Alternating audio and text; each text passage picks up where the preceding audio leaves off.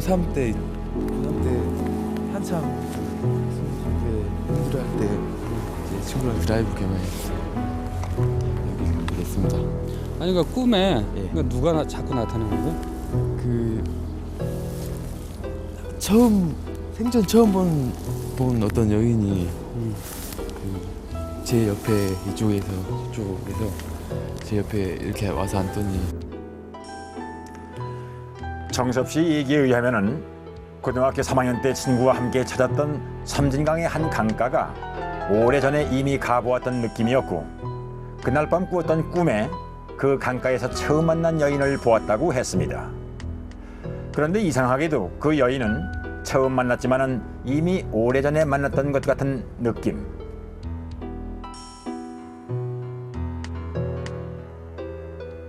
이렇게 앉아 있었는데요.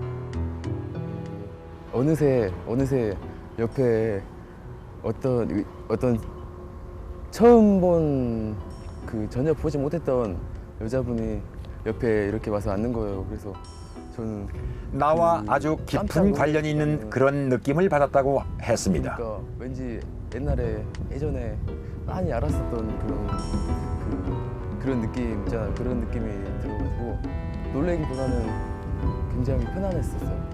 그 꿈에 계속 나타나니까 어느새 그 여인을 꿈에서 보면은 참 편하거든요. 그래서 이렇게 좋아하면서 사랑 그리워한다고 하나 그래가지고 다시 오게 됩니다. 자연스럽게. 네, 자연스럽게. 그러니까 어떻게 그리운 마음에.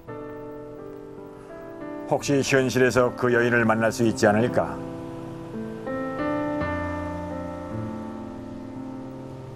강가를 다시 찾았지만은 정섭 씨를 기다리는 건 너무도 황당한 일이었습니다. 자네 여기 오지 마. 왜 그러시죠? 아무것도 묻지 말고 다시는 오지 마. 왜 그러시죠? 혹시 절 아시나요? 이곳을 찾지 말라는 낚시꾼의 경고. 하지만 낯선 이의 경고 따위가 그녀를 보고 싶은 마음을 누를 수는 없었습니다. 꿈속의 그녀에 대한 사랑. 억제할 길이 없어 정섭 씨는 다시 강가를 찾았고 실제로 그녀를 만났다고 했습니다. 제가 왔을 때 그 여자분이 이제 슬픈 표정을 하고 있었거든요.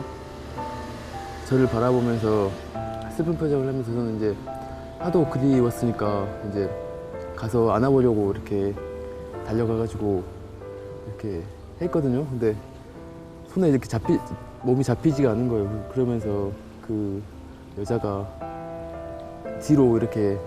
뒤로 쭉 강물 쪽으로 쑥 이렇게 가는 거예요. 손을 이렇게 내밀면서. 그래가지고 제가 그 손을 잡았죠. 이제 어렸을 때 자기 친구가 있을 때 그녀를 따라 강물 속으로 들어가던 정섭 씨. 정섭 씨를 살렸던 것은 바로 그 낚시꾼이었습니다. 그리고 그에게서 정섭 씨는 충격적인 얘기를 들을 수 있었습니다. 자네를 처음 봤을 때 굉장히 놀랬던 거 기억하겠지? 사실 나는 굉장히 놀랬었지. 자네를 본 순간 굉장한 죄책감과 함께 왜 50대의 낚시꾼이 생전 처음 보는 정섭 씨에 대해 죄책감을 가졌다고 했을까? 그의 입에서 나온 충격적인 얘기는 바로 정섭 씨의 전생에 관한 것이었습니다.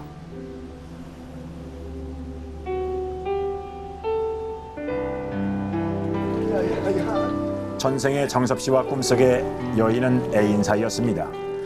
둘의 사랑이 너무도 깊어 감히 누구도 끼어들 수가 없을 정도로 깊었다고 했습니다.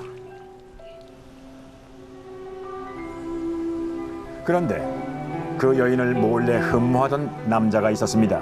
그 남자는 바로 정섭 씨의 둘도 없는 친구인 젊은 시절의 낚시꾼이었습니다.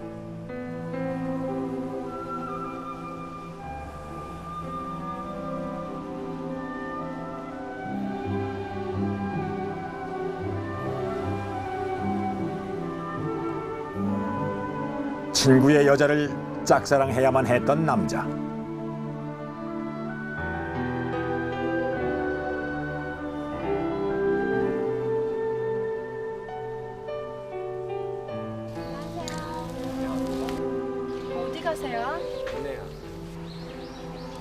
그럼 저도 좀 태워주시면.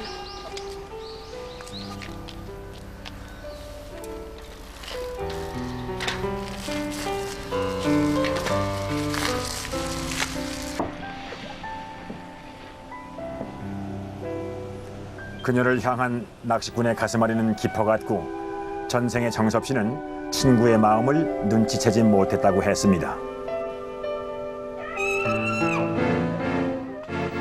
그러던 어느 날 셋이 함께 섬진강에서 물놀이를 하던 중 그녀가 물에 빠지게 되었고 애인을 구하려던 정섭 씨가 물에 뛰어들었다고 했습니다. 두 사람을 구하려고 낚시꾼도 물속으로 뛰어들었지만은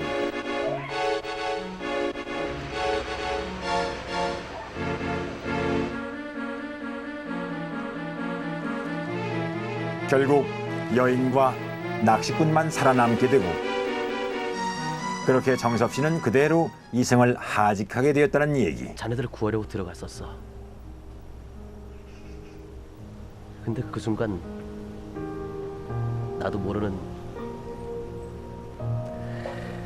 그때 당시 뭐라고 표현해야 할지 모르겠지만은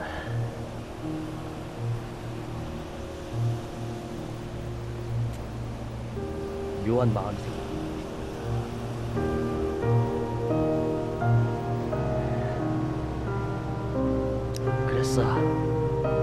그래서 자네를 구할 수 있음에도 불구하고 생전 처음 보는 아저씨와 친구라는 말을, 자네를 밀쳐버렸지. 그리고 한 여자 때문에 자신이 죽었다는 얘기를 정섭 씨는 어떻게 생각을 했을까? 그 깜짝 놀래기보다는 딱 보니까 왠지 옛날에 예전에 많이 알았었던 그런 느낌 있잖아. 그런 느낌이 들어가지고 놀래기보다는 굉장히 편안했었어. 네. 일은 하다가 보면은 갈피가 잡히고 이번에는 정섭 씨와 함께 영매에 의한 전생 체험을 실시해 보기로 했습니다. 그런데 놀라운 사실을 정섭 씨가 털어놓았습니다. 그걸 아셔야 돼. 그거 참 이상하다. 아, 분명히 내가 남자고 응? 여자를 만나면은 사귈 수 있는데 왜 나는 안 될까? 거기 저 의문을 좀 가지셨어야 돼. 내가 뭐 단정 짓는 건 아닌데 좀 이렇게 이성 교제하는데 굉장히 장애가 많다는 거. 영적으로 이렇게 여자령이 와 있으면은 연애가 참 힘들어요, 실제로. 그 왜냐하면 옆에서 이제 밀어내거든. 지금까지 왜 전생을 이렇게 퇴행을 시켜서 물어보고 해도 뚜렷한 결과가 나오지 않았냐는 이유는 분명히 이 영혼이 방해를 했었고요. 못하게 합니다. 아니, 영혼이 방해를 하면은 안 되죠. 될 수가 없죠. 김 법사의 말대로라면은 네. 꿈속의 여인이 정섭 씨 몸속에 스며들어 있다는 말일까?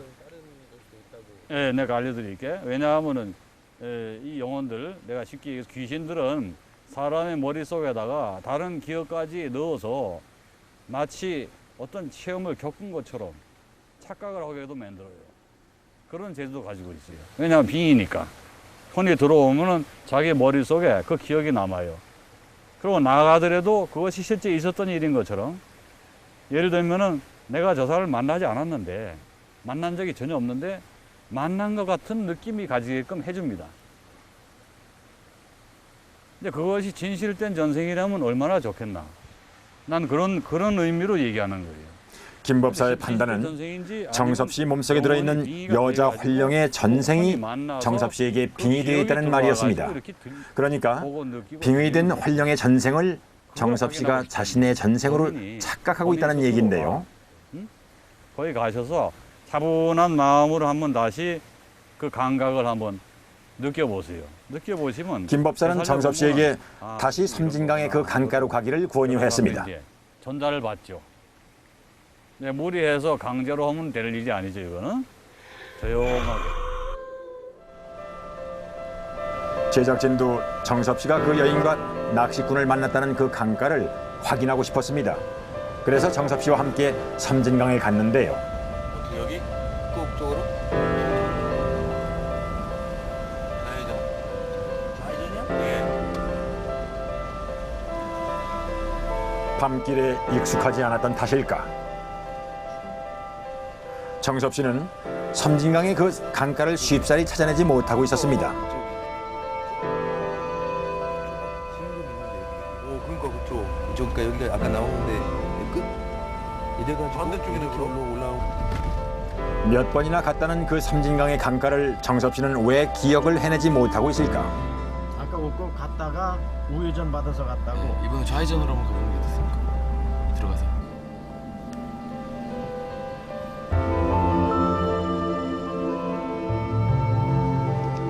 그날 밤 정섭 씨는 결국 그 강가를 찾아내는데 실패하고야 말았습니다.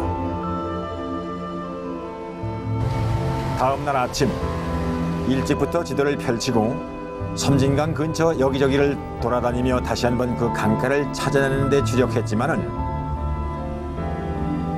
역시 이날도 정섭 씨는 그 강가를 찾는 데 실패하고야 말았습니다.